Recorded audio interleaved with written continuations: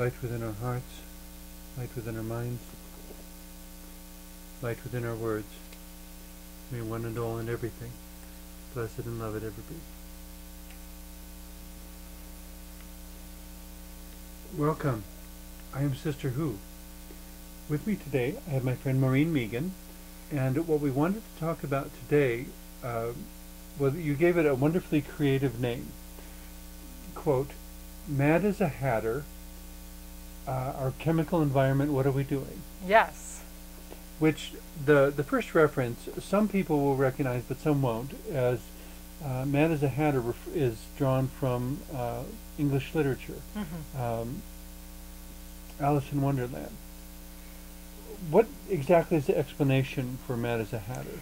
It's in English society that people who made hats, and I don't remember if maybe it was the felt of the hat, but mercury was used in the process. Mercury. And ventilation wasn't great, so that if you worked for a while in the hat making process, you were taking in mercury fumes, and hatters would go mad.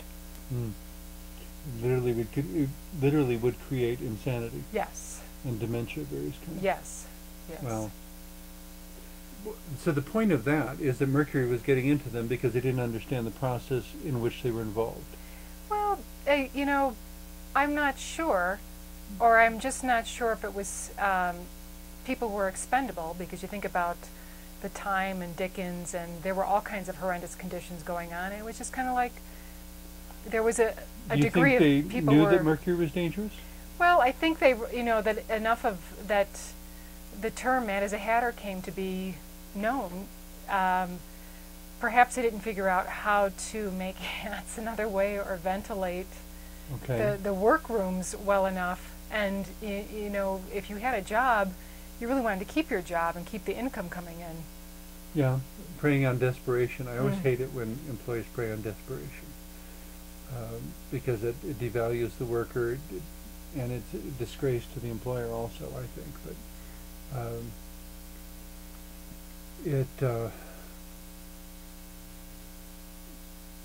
but certainly that's not the only time in history that happened. But no.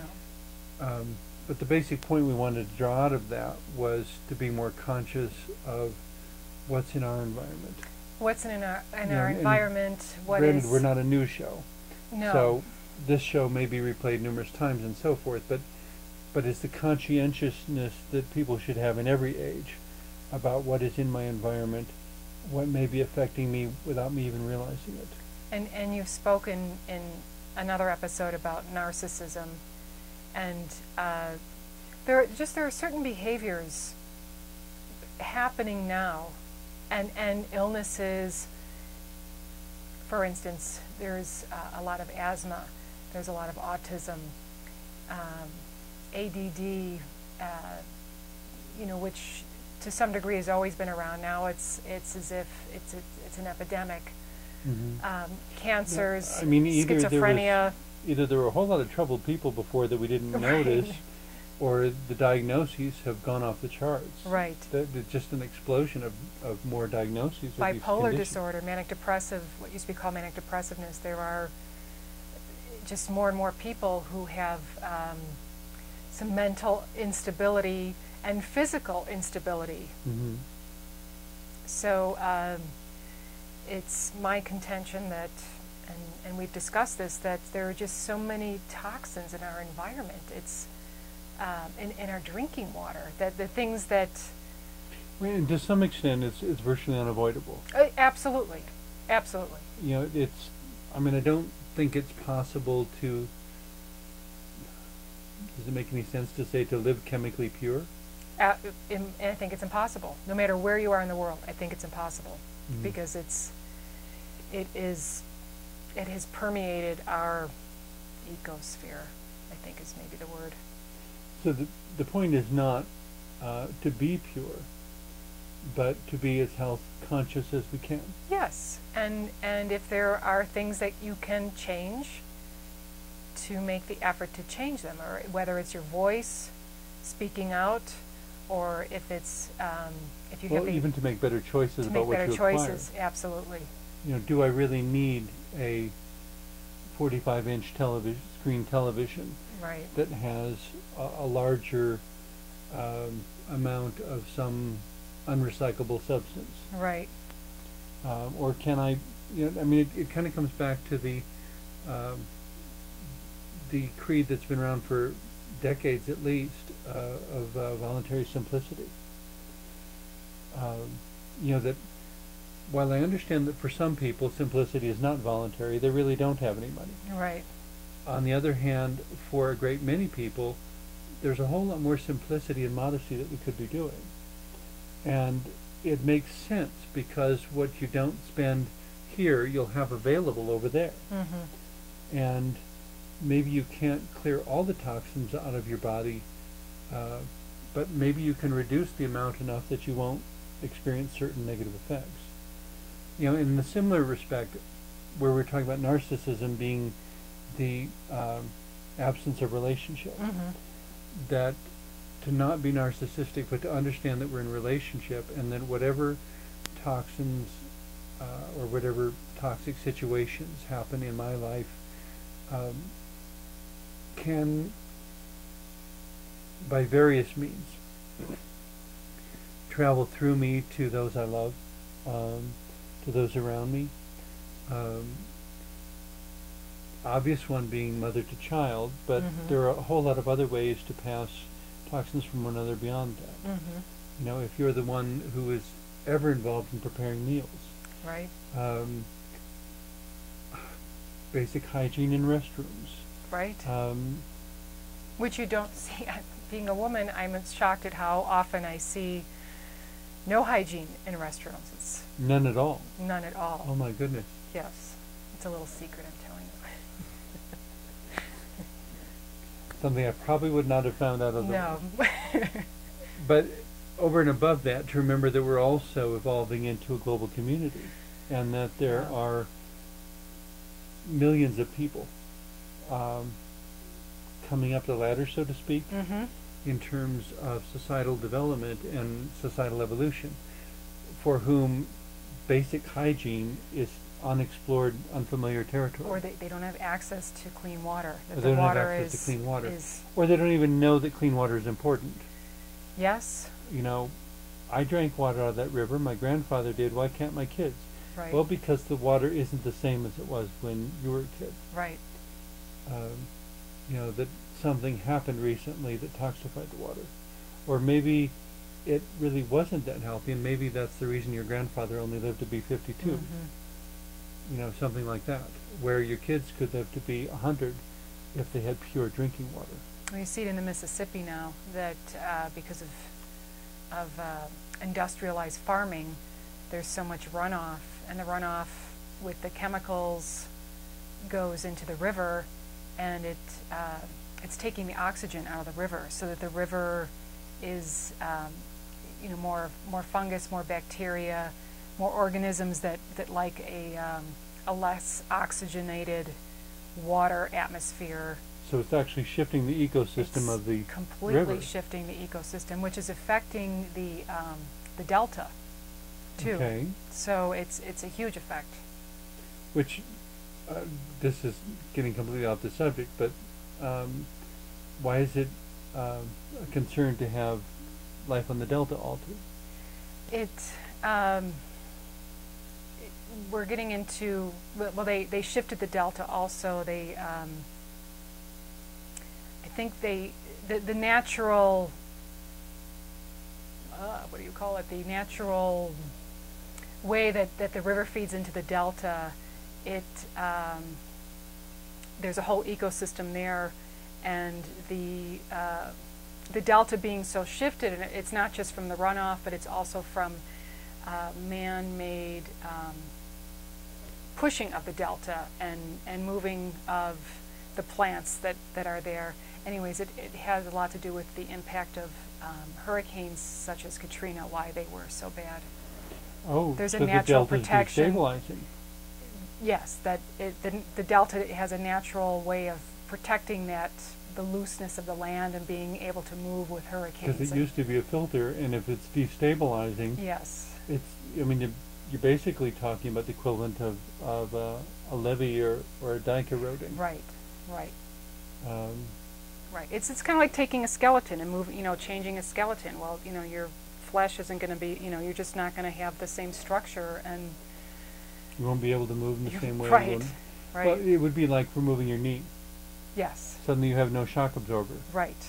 And you cannot jump any more than, basically at that point your foot would have to take the full brunt of the downward pressure, and you've only got that far before it slams in and the bone above it shatters. Whereas with your knee, you've got maybe that far. Right. Because your knee can bend and take up the shock. So if you didn't have your knees, you'd probably have more broken legs.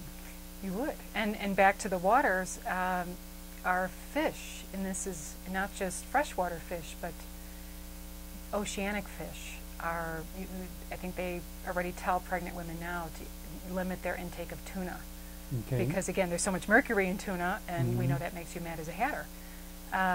Shellfish, oysters and shellfish, again, there are some that they can't even sell because shellfish they're natural filter creatures.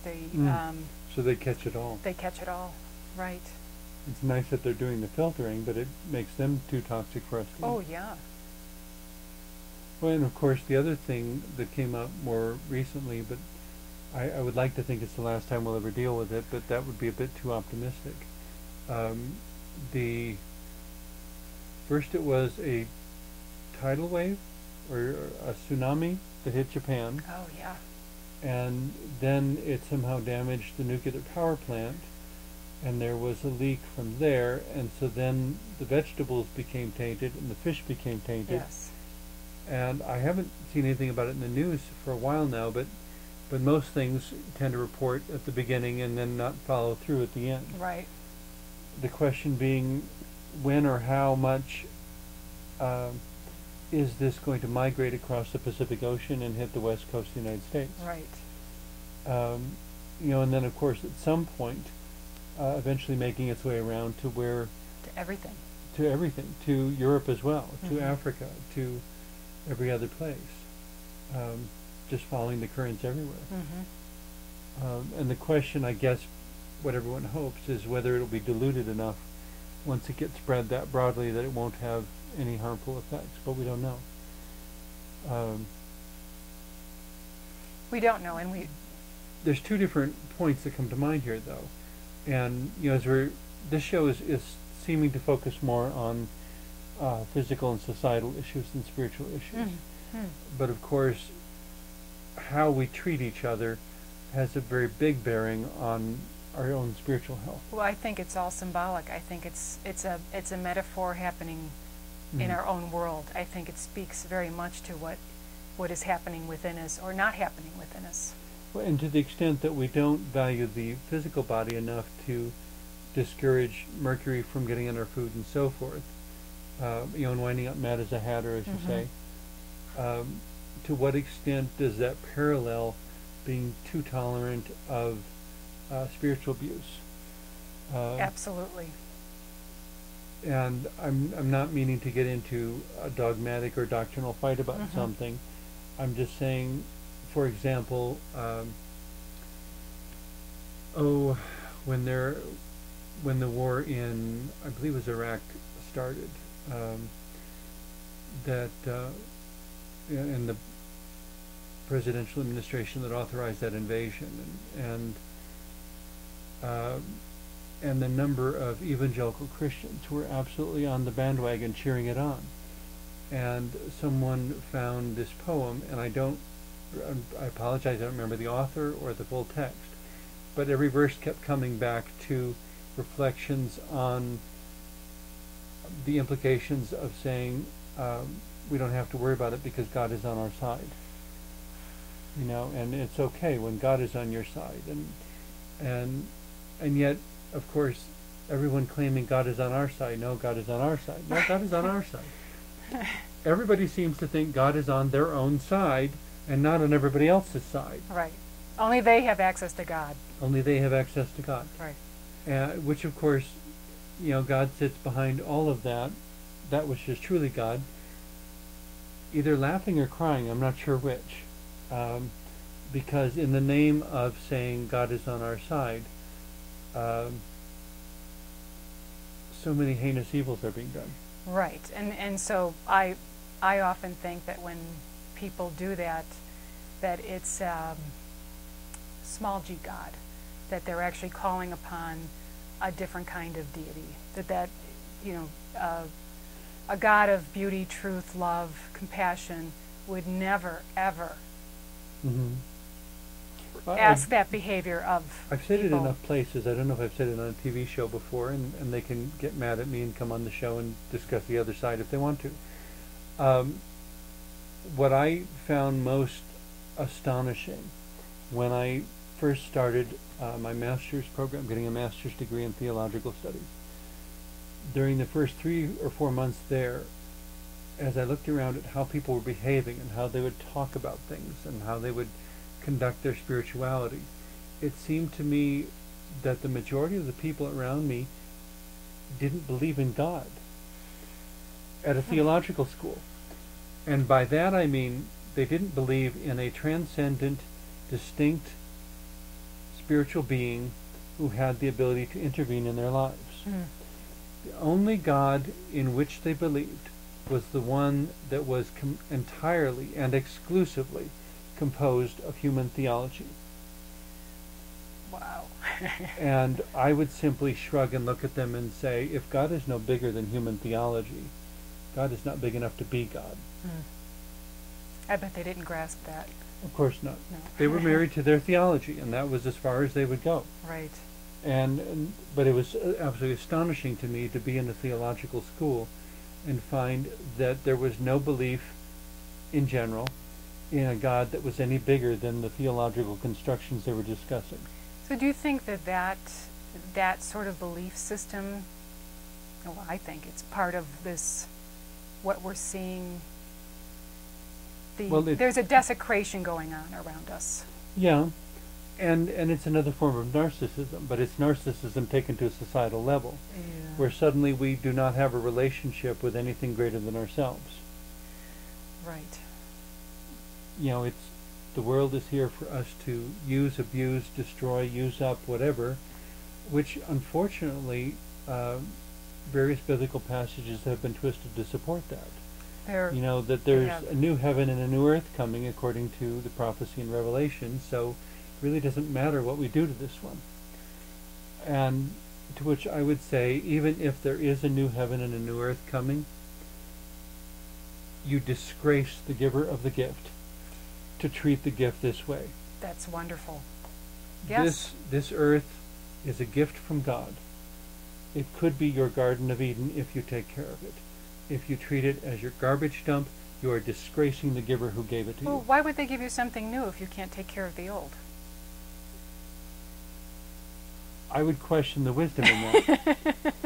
Whether they were going to give you something new or not, though, I mean, it makes about as much sense as giving your child a new toy on Christmas. Yes. And watching them take it out and throw it on the sidewalk so it smashes in a million pieces. And they go, ooh, cool. And you go, what's so cool about that? Well, it exploded. See, all the pieces flew in all directions? He says, yeah, but it's ruined. You can't play with it anymore now. Right. It doesn't work. You can't, and not to be totally snide, but would there be a little kid who would look up at you and say, well, you'll give me another new one next year? Mm-hmm. Yes. Yeah. It disgraces the giver. Absolutely. I don't know about you, but if that were my child, he wouldn't be getting a new one next year. No, and there's the sense of being a custodian of the gift. Well, and there's a dozen different versions of it probably, but I think the quote-unquote original was attributed to Chief Seattle. We do not inherit the world from our ancestors, we borrow it from our children. Yeah. And whether, and in that sense, it's good to broaden out children to say that whoever comes after us. Right. I mean, you may not have your own biological children, but there will be somebody coming after you. And they will speak of you highly, or they'll speak of you as a disgrace to human history, according to what you leave them. you're not taking any of it with you anyway, and feeling good during whatever time you're here. In my opinion, the hedonistic life is a narcissistic life. It's devoid of relationship. It's oriented toward nothing except pleasure, and it doesn't allow your soul to grow. So I guess if you were going to pursue that, maybe you'd have to be mad as a hatter, but you would have to have a lot of faith that there really was not anything beyond this life. Because if there's any chance you're wrong, you will absolutely regret how you live this life. Yes. And I think about older generations who weren't well informed about, going back to Mad as a Hatter, what mercury could do to the environment. Mm-hmm. You know, maybe a few people knew, but that information wasn't disseminated across society. And then there may have been a correlation that was unconfirmed. Yes.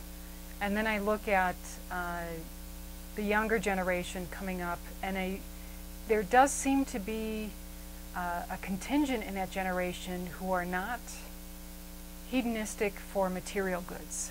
Mm-hmm. That they're not impressed by material things. They don't need 3 closets full of clothes. They don't need the 4,000 square foot house. They're more interested in experiences. They're more interested in, I'm going to save my money and travel, or I'm going to save my money and I want to go hike in the mountains. And I might be grossly generalizing here, but there does seem to be a shift, and they seem to be much more aware of... Well, and if they're going to travel, perhaps to nurture relationships rather than being just a narcissistic observer. Right. I